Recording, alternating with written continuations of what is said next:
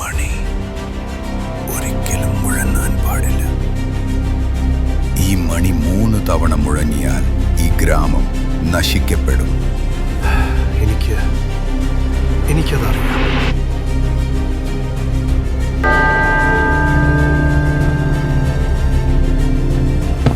ഇല്ല, അരുത്.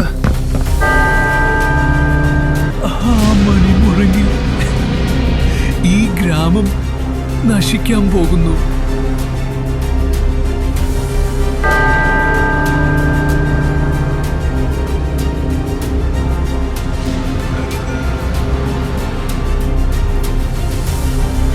ആ ഗ്രാമത്തിന്റെ വിധിയെ ആർക്കും തടുക്കാനായില്ല. ഇല്ല.